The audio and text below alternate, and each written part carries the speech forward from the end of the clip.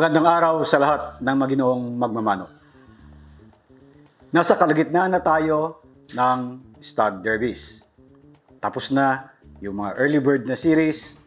Ngayon ay local derbies na o yung local banded derbies na ang ating ginagawa. At kasunod niyan, towards the December ay yung mga national banded na. At next year, extension ng Stag Derbies ay yung mga late bird na naban. Okay, napapasyal tayo sa mga labanan.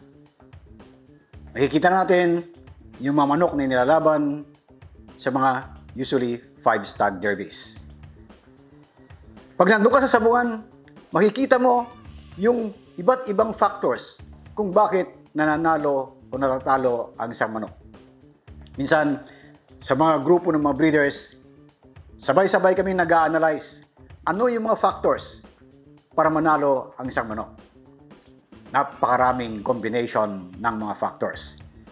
Nandyan yung manok mismo, yung mananare, yung handler, yung may-ari, kung anong support ang binibigay niya, nandyan yung nutrition, at marami pang iba. Pero pag single out natin, yung biggest single factor, kung paano mananalo ang manok, yun ay yung manok mismo. Dahil ang magaling na manok, kahit medyo mahina ang handler at mananare, kaya pa rin manalo. Pero kahit magaling yung handler, magaling yung mananare, pero mahina yung manok, mahirap pa rin manalo yon.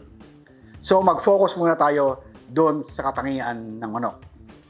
Sa mga breeders na nag-a-analyze, para malaman nila kung ano yung malinyada na kanilang i-breed, tinitignan ay dalawang main factor doon sa mga manok nila na nanalo.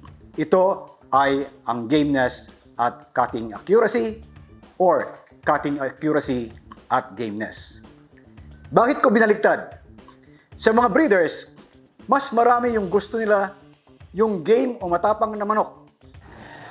Karaniwan nga sinasabi ng mga breeders pag nakikita nila yung manok nila nakipagbasaan, sasabihin nila, "Hoy, ibalig mamatay ka, huwag ka lang tumakbo." Kasi sa kanila, napaka-importante ang gameness dahil yun ang foundation ng kanilang breeding. Pero ang game na manok, kailangan accurate mag-cut. Kasi sa slasher, dito sa blade, yung asintado ang mas maraming panalo. Kaya sinabi ko, gameness and cutting accuracy para sa mga breeders. Pero sa mga stag fighters o kaya sa mga cockfighters, cutting accuracy at gameness. Ibig sabihin, pag ikaw ay hindi nagbe-breed pero laban ng laban, siyempre mas gusto mo yung asintado kasi yon ang mas maraming panalo. So ito ang mga factors na nagbibigay ng mataas na winning percentage. Maraming factors ang naka-apekto o naka-influence sa gameness and cutting accuracy. Tingnan natin. Yung gameness.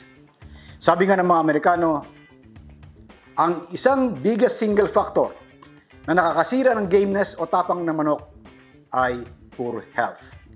Kaya kita nyo, dito sa mga winnability factors, pumapasok kaagad yung kalusugan o yung health ng mga manok. Kaya nga lagi tayong sinasabi, ang kalusugan ng manok ay napakalaking bagay para ma-maintain yung gameness na yan. Pagdating naman sa cutting accuracy, maraming factors din dito, pero nandyan pa rin yung kalusugan o yung health na manok. Sinasabi nga nila sa mga cockfighting literature, ang cutting accuracy is a function of eye, brain, and muscle coordination. Paliwanag natin ng konti.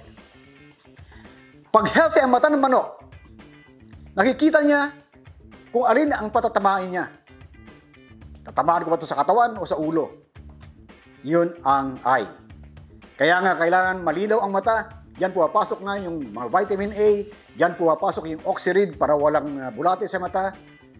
Pag malinaw ang mata, yung utak naman ang magkakalculate kung gaano kalayo o saan yung patatabaan niya. So may eye-brain coordination na. Yung brain is a nerve tissue. Kaya yung utak na yan, yung nerve tissue na yan, kailangan niya ng tamang nutrisyon. Kailangan niya ng mga supplement din, kagaya ng B-complex, kasi nerve tissue nga yan. So, eye, brain, and muscle. Yung coordination muscle para pumalo yung manok. Ano ang kailangan mo sa muscle? Energy. Para magkaroon ng energy ng muscle na yan, kailangan may proteins na building blocks ng muscles. So yung buong katawan ng manok, kailangan balansyado ang pagkain, energy, protein, vitamins, and minerals para makuha mo yung eye-brain-muscle coordination para sa cutting accuracy. At para lumabas ito, kailangan very healthy ang ating mga manok. Ang isang nag-contribute pa sa cutting accuracy is yung fighting style. Kasi sa fighting style, kailangan ng magandang timing. Sabi nga ng isang Chinese philosopher ni si Lao Tse, timing is the backbone of strategy. Kaya makikita nyo, pag may sumusugod na manok at umiipit yung isa, ang ganda ng timing, accurate ang pag-cut. Asintado, tumatama, at karaniwan siya nananalo. Meron din naman, nakita sa ilalim, pero maganda ang timing, dumudukot. And yung timing na yan ay function ng fighting style. At ang fighting style ay namamana. So makikita mo, ang winnability, cutting, gameness, fighting style, siyempre pasok na ang genetics. Ang gameness, pwedeng nanggagaling sa lahi ng manok. Likas na may matatapang at yung iba naman ay medyo hindi ganong matapang. Yung cutting accuracy o pagkasintado, genetics din, namamana rin yan. At ang fighting style, namamana rin yan. So makikita mo, pasok lahat halos ang factors dito para manalo. Gameness, cutting accuracy, fighting style, genetics.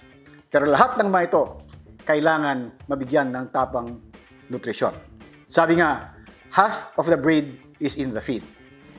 Kaya maganda dapat balansyado ang pagkain, energy, protein, vitamins and minerals, and supplements. At ang mga supplements na yan, makikita nyo sa EDL store o kaya sa Excellence.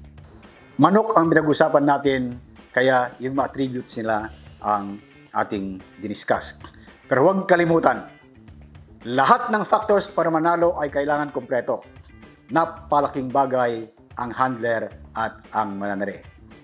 Kailangan yung handler, alagaan niyang mabuti, ihandang mabuti para lumabas yung genetic potential ng manok na yan. Kasi kung pabaya ang handler, kahit gano'ng kagaling ang manok, kahit gano'ng kagaling ang lahi, kahit gano'ng ka-healthy, kung hindi tama ang kanyang preparasyon at paghahanda, mawawala lahat ang mayan. Sabi nga natin, yung magaling na manok, pwedeng manalo kahit mahina yung handler. Pero ang mahinang handler, kayang ipatalo ang magaling na manok. So may contribution pa rin. Lagi yung handler. Ganon din yung mananare. Kahit binibiro natin yung mga mananare, na ang mananare ay hindi pinupuri, laging sinisisi. Kasi pag nanalo yung manok, uy, ang galing ng manok na yan, sino may-ari niyan? Pag natalo yung manok, sabihin, uy, sino nagtari niyan? Pero yun ay biro lamang sa mananare. Ang pinupuntos natin, lahat ng mga factors nito mula sa manok, handler, tari, pag-aalaga, nutrition, genetics, lahat yan nagko-contribute sa panalo ng manok. At syempre, yung full support ng may-ari ng manok na yan para maibigay ang best na condition at health sa pagkikipaglaban.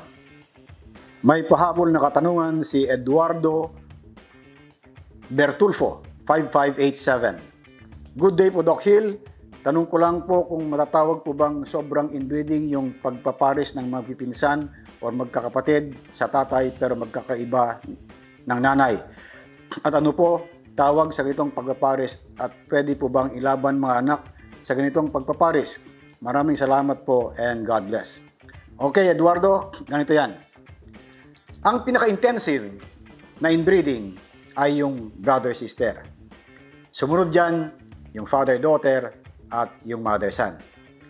Yung magpipinsan ay less intensive yan. At habang palayo, yung mag-anak, siyempre, pababa ng pababa ang level of inbreeding.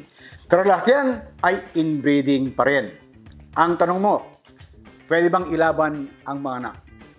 Eduardo, kilalanin mo ang breed ng mamanok mo.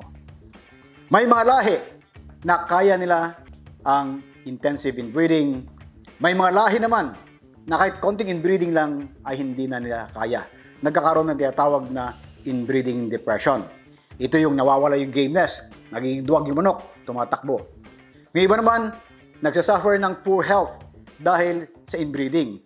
Hindi kaya ng mga genes nila na maging healthy pag sila ang binibreed mo. Kaya kasabihan, pag ikaw nag-cross, nagkakaroon ng hybrid vigor dahil may ibang dugo na pumasok. Pag sila ay hindi lalabas yung magandang health. Siyempre, pag hindi healthy, mawawala yung gameness, mawawala yung cutting accuracy, natural, hindi pwedeng ilaban. Marami pang mga kaakibat na issues tungkol sa inbreeding at yung effect nila sa gameness, cutting accuracy, at overall na epekto sa kalusugan ng ating mga manok. At yan ay pag-uusapan natin sa mga susunod na episodes ng ating programa. Huwag lang kalimutan mag-like, mag-share, mag-subscribe, at i-click ang notification button para lagi kayong updated pag may mga bagong episodes ang ating programa. At laging tandaan, sa performance ng ating mga manok, panlaban man o panbreeding, health is always number one.